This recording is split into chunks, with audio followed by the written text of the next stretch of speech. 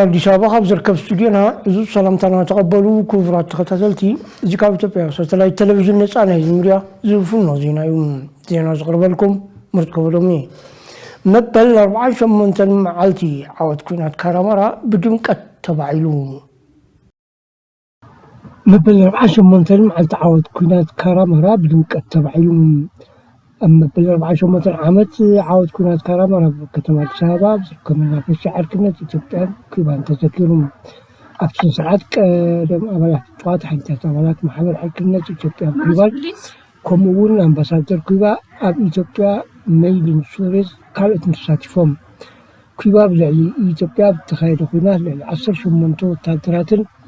መካኒካው ወታደራትን ከም ዝደገፈት ይዝንገር تعالت إسرائيل سلكاتي شنشعت من سوعان سراوت إثيوبيا نتورا سراوت الصومال شعيرو صندق لما إثيوبيا كرن كارامرا مساولة من بتيم تذكيرهم قدامي مينستر دكتور أبي أحمد مرحلة زمصو بالعلوات مرحلة برحوحات كم استمرتو أيت حلفهم نرى ركب الزبارت سمرت أبزا كايد وقال حتت قليت ራሳቸው ቢጋሩሉ የሚመረጡት ዶክተር አብይ እኛኮ ትግራይ ውስጥ መጥተው አይደለም ከተመረጡ ዶክተር አብይ የመጨረሻውን ሊቀመንበር ሆኖ የተመረጡበት እኮ አዋሳ ነው ጉባኤ ሲያካሂድ 100% ነው ድምጽ የሰጡት አሁን የሚያንገራግሩ ያሉ ሰዎች ማለት ናቸው ይሄን ነገር በምርጫ የተመረጠው ራሳቸውን የመረጡት ሰዎች በፖለቲካ በሽምጽ ሙሉ ብዝብል አመንጎ ገለህታት ትግራይ እርታን ዝካየድ ተጋዝ ኩሉ አይኮነን ኩሉ አልተሐለፈው ምንርአ ናይ ፓርቲ ስምረት ክብዚ مس إثيوبيا تلفزيون راديو أفزكايد وقال تتكلم أيتا حلفهم من رأسهم قبل 2010 سنة متمرد جئز نغرة جزء تجري كله خبر اللو شعبي كأولاد شيء 13 عام تمرد بفيت ينبرون يتجري جزات كلهم نكبر على لبتنا لفيدرال المنجست نتلا إن موتات على لبت إن نجر مكبر على لبت ولا سفيون مريت يرشا مريت نيازن يروبن زلام بسام ወስርማይ አዲያቦ ምናምን አካባቢ ያለው ሰፊ እርሻ መሬት ያለበትን አካባቢና ህዝቡ ሰላሙን ያለውን አካባቢ ይሄን ግን ለሻዕቢያ አስረክበው ነው አሁን ጽምዶም ይሉትን ጽምዶ ከሁለት ዓመት እስከ 3 ዓመትም በፊት ይታወቅ ነበር ሻዕቢያ ከማንም ኃይል ጋር አብሮ የሚሰራው ለጦርነት ነው ይሄ የኤርትራ በደንብ አድርጎ የሚያውቀው ነው ላለፉት 34 ዓመታት ምን እየሰራ እንደነበር ይታወቃል ከሻዕቢያ ሰላም ምንድነው የሚገኘው ነው አሁን ሰላም ማድረጉ አይከፋም የሰላም ኃይል ካልሆነ በስተቀር የሰላም ኃይል አልመሆኑን እየታወቀ ከሻዕቢያ ጋር የሚደረገው ያለውን ጽምዶ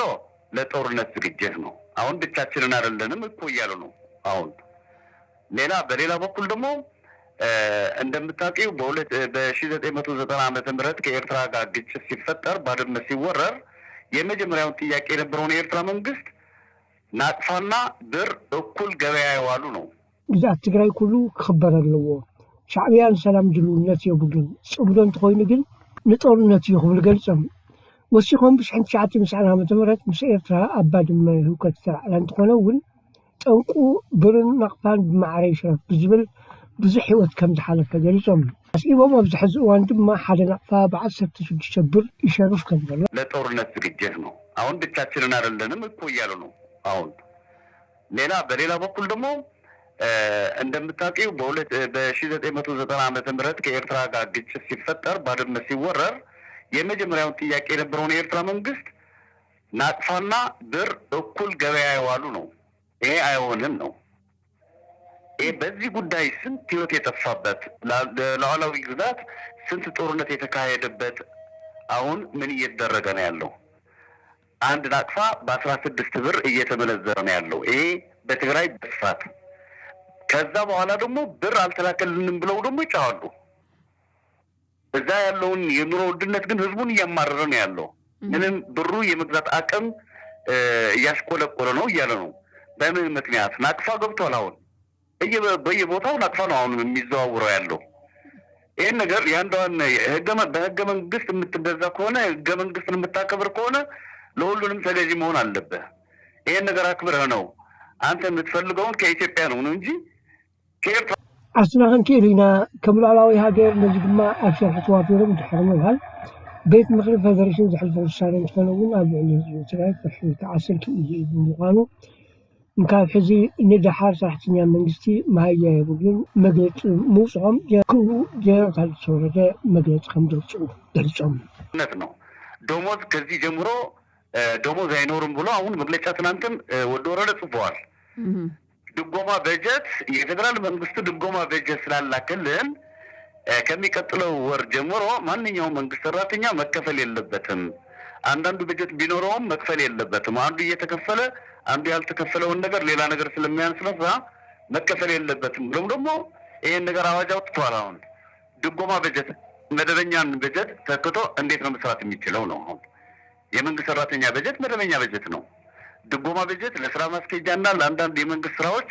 ማስፈጸሚያ ነው የሚውሉት። ካፒታል በጀት ደግሞ መንግስት የሚያገኛቸውን የተለያዩ ሶርስ ኢንካሞችን መሰረት አድርጎ የሚሰበስባቸው ናቸው። ድጎማ በጀት ስላልተላከ ይህን ነገር በጀት ደሞዝ የለም ማለት ምን ማለት ነው ነው? አሁን ኣብ መውጣእታ ኣይተሓለፎም ንርአ ንቀዳማይ ሚኒስትር ዶክተር ኣብይ ኣሕመድ ናብ መዝነት ዝመፁ ብላዕለዎት ፈፀምቲ ሕወሓት ተመሪፆም እዮም ክብሉ ድሕሪ ምግላፅ ኣይኮነን ግን ናብ ትግራይ መፅኦም ቀዳማይ ሚኒስትር ንኾኑ ኣይመረፅናን ክብሉ ገሊፆም ራሳቸው ጊዜ አይደሉም የመረጡት ዶክተር አብይ። እኛ እኮ ትግራይ ውስጥ መጥተው አይደሉም እኮ የተመረጡት ዶክተር አብይ። የመጨረሻውን ሊቀመንበር ሆኖ የተመረጡበት እኮ አዋሳ ነው ጉባኤ ሲያካሄድ 100% ነው ድምፅ የሰጡት። አሁን የሚያንገራግሩ ያሉ ሰዎች ማለት ናቸው። ይህን ነገር በምርጫ የተመረጠው ራሳቸውን የመረጡት ሰዎች በፖለቲክ ትምህርት ቤት ይዘጋያሉ ነው። ትምህርት ቤት ቢዘጋ ምንድነው ሉዓላዊነታችን አልተከበረም ምናምን እያሉ ነው። እነሱ ልጆች ምን እየሰሩት ነው ያሉት? አሁን ራሳችንን እንችላለን እንደ ሀገር መሆን እንችላለን ይላሉ። አራት ዙሮች ማስተዳደር ያልቻለ ኃይል እንዴት አድርጎ ነው እንደ ሀገር የሚያስበው? የኢትዮጵያ ሕዝብ ማንኛውም እንደሚያስበው ሁሉ ሰላሙን ምናምኑን ነው የሚፈልገው። እኛም እንደዛ ነው የምንፈልገው። ሀገር ብንሆንስ እነዚህ ሰዎች ይዘን ነው እንደ ሀገር የምንሆነው? ስለዚህ ያለውን ነገር ስላልኩ አይደለም። አሁን የማትራንስ ስራ እየሰሩ ነው ያሉት። ሉዓላዊነት መከበር አለበት። ይሄ ምንም የሚያጠያይቅ አይደለም። የፌደራል መንግስት አሁን የሚሰጠው ያለው ነገር የተለሳለሰ ነገር ነው።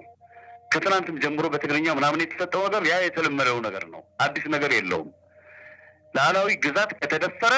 መከበር ነው ያለበት። የኢትዮጵያ መከላከያ ሰራዊት አይገባም ተብሎ የሻዕቢያ ሰራዊት ገብቶ ግን እንደ ሉዓላዊ ግዛት የሚቆጠርበት ስርዓት እናካሄድ እኛ እናቅም። ህገ መንግስትን ማንሳት የለባቸውም እነሱ። በህገ መንግስት ተገዢ መሆን ነው መጀመሪያ። ሌላ የፌዴሬሽን ምክር ቤቱን ያወጣውን በቅርብ ቀን ደግሞ እሱ ነገር አሁን ሌላ ጉዳይ ነው። ስጋት ላይ ነው የጣለው ህዝቡ። ተመዛበልቲ ናብ መረበቶም እንተዘይተመሊሶም ናብ ዝኸፈ ቁጠባዊ ሓደጋ ከስዕበልና እዩ ክብሉ ሌተናንት ጀነራል ታደሰ ወረደ ኣፍሊጦም። ፕሬዚደንት ጊዜያዊ ምሕዳር ትግራይ ሌተናንት ጀነራል ታደሰ ወረደ ምስ ሓላፊ ቤት ፅሕፈት ኦቻ መቐለ ዲስትሪክሽን ኮሚሽን ሓደጋ ጅግንነት ትግራይ ኣብ ህልው ኩነታት ተመዛበልቲ ተመልኪቶም ዘትዮም ተመዛበልቲ ናብ መረበቶም ዘይተመሊሶም ናብ ዝኸፈ ሓደጋ ከእትወና ይኽእል እዩ ክብሉ ዝገልፆም ፕሬዚደንት ተመዛበልቲ ህይወቶም ኣብ ስቃይ ይሕልፍዎ ከም ዘለዎም እኹል ምግቢ፣ መድሓኒት፣ መፅለሊ ክታበት የብሎም ኢሎም ኣስዒቦም እቶም ፕሬዚደንት ቅድሚ ናብ ዝኸፈ ሓደጋ ምስግጋሩ ዝለዓለ ፀገም ምፍጣርን ገበርቲ ሰናይ ትካላት ቀዲምኩም ትወስድዎ ውሕስና ኩልዎ ዝመፅእ ፀገም ንምቅላል ድማ ቀዲምኩም ትሓስቡ ይግባእ ኢሎም ብወገን ጊዜያዊ ምሕዳር ትግራይ ተመዛበልቲ ንምምላስን ምስ ተመልሱ እግሪ ንኽተኽሉ መደብ ምትእኻብ እቶት ከም ጀመርናን እዚ ድማ እቶም ተመዛበልቲ ናብ መረበቶም ኣብ ዝምለስሉ እዋን ዝገጥሞም ፀገም ንምቅላል ተሓሳብ ተገይሩ ኢሎም ሓላፊ ቤት ፅሕፈት ኦቻ ብወገኖም ምስ ፕሬዚደንት ጊዜያዊ ምሕዳር ትግራይ ሌተናንት ታደሰ ወረደ ኣብ ጉዳይ ምምላስ ተመዛበልትን ሰብኣዊ ሓገዝን ኣብ ዘተይሉ እዋን ብወገኖም ካብ ለገስቲ ሃገራት ዝረኽብዎ ዝነበረ ሰብኣዊ ሓገዝ ፀገም ከም ዝገጠሞ ገሊፆም ቤት ፅሕፈት ኦቻ መቐለ ዲስትሪክት ከም ዝገልፅዎ ድማ ኣብ ትግራይ ኣብ ባንክታት ናይ ጥረ ገንዘብ ሕፅረት ብምጣሙ ተመዛበልቲ ክንሕግዝ ዘይከኣልናን ኢሎም ይኹን እምበር ዝተወሰኑ ገበርቲ ሰናይ ትካላት ከም CRCIR ካብ ፌደራል በቐጥታ ጥረ ገንዘብ ብምምፃእ ነቲ ፀገም ኣብ ምቅላል ጅማሮታት ከም ዘሎ ገሊፆም ብተወሳኺ ናይ ነዳዲ፣ መድሓኒት፣ ክታበት፣ ምግቢ ቀረብ ዝኣምሰሉ ፀገማት ብሰፊሑ ከም ዘጋጠሙ ብምጥቃስ ነዚ ንምፍታሕ ኣብ ፃዕሪ ከም ዝርከቡን ነዚ ዘላቒ መፍትሒ ምውፃእ ግን ናይ መድረክ ተኣካል ጠመተን ሓደርን ከም ዘድሊ ገሊፆም። ክቡራት ተኸታተልቲ ሕዚ ድማ ዜና ወፃኢ እንሆ። أمريكا على العلي فنزويلا إيران فتصمت متقعتي إن عالم لخاو حقتات تصارري كبلو قال مرحتي أوروبا تقوي مملو قال مرحت أوروبا نتي أمريكا قدم بلا بين فنزويلا حزر ما بين إيران فتصمت متقعتي عالم لخاو حقتات تصارري بلاد بجملة ما تسمع له قدم ميسس أنا بيدرو أم حضر المديان صوب دخول مركز حقوري أفلتهم مسو حدا أنصار حادث عدنا النت كم دي أبل إيران في الصمد المتقعتي في الصمد خيلي معرم خاوة تضرب التواتين متقعتاتين زي في تحاول أنصار على حقتات مخالف السخارين بتحدي إسبانيا زلوا معسكرات الإيران المتقعتين في الصم هاي وحلوهم سبز بلد أمريكا على مدريد جنرال تدراو لفتي أو في الثانية دي كم دي كلها أو حبرات أب في الصم زي ولد أتيون مش الجاز وطاي ولا تغلط أو الحرات شن بتسوي مجلس ما أب إيران ما يسرعت له في المكان مش بس توقف كتقولون كلو بريدنت أوروبا حبرت جن أبا محرم مجاب إيران أما ينزل ومسجل بيسكر الليلون إذا كل تلمام يروح هذا أوروبا حبرت أحد عين اسمه جت يكون راح يسجلون كم تلوان كمونا قدموا تأوج هذا أوروبا أو حبرت أو ين نطلع عباية بريطانيا جرجر علم حبرة وراح محلة وحبرة ومرقص مساجد بتسمى عيون ذيك عاب مدرسة الطار مثل غالينا بحبرة وراح هذا المدرسة بالنسبة لنا حلال بصراحة ما تسمى اليوم حزي متكلزي زفتن ذلوا بحق خم وخجبان يخيل نزيب لين أما تغلط شيء شفتين كنا غلط ورحت راح مستر على بكتاب الجوالان جريلان إيران بتحق أنت من الله حمام رسوين وخم زلوا بملايك طبعا مش كاينة مش كلمات جنب ترامب تمرح أمريكا والطاري زعلون مرح أوروبا رسم يحملكم زلوا قلت بريد فرنسا أمان الماكو بوغنو نيكولار أو سرت تغير كسر نيكولار أو أسواراتها تشك مخالف لتوم نتمغنيات كردن كلو تمولا جتنا مشاخنا تكون يمزقور زلوا ورشاب عالم سعابين زوزحن نيكولاس أو أسوار زلوا هاجريا شاينا عاب غلطف نيكولاس أو أسوارات أمس حتركب تاب مزرعات قاتل زلوا نيكولاس أو أسوارات نرشات قتلها بخلق تسرع أمريكا خا نهاجرات أوروبا نيكولاس أو قربات كتمال سمحة جدًا واشنطن مرقص يعني عيارات نهاجرات أوروبا وتورالهم سويدن جيرمان بولندا العلي تشيكيدا السمي أتلانتيك نيتو زبن كلا الفرنساويين كتكلم حتى قليل الله فرنسا عمل مقروء أوروبا من مثل هاي استراتيجيين كاب أوروبا وتعزل هذا أمريكا كتما كوسي بالله يسلس نورم كاب سويدن جيرمان بولندا حتى كرمون بقدمهم إلىكم دي العينة من الله شيبوهم مباركس كبرات خطاتلتي نيلوم زنوبرونا زيناتات بجيكن زازمينا مسترفنا إشات مدبات حرقوكم وقال لكم سلام برمجد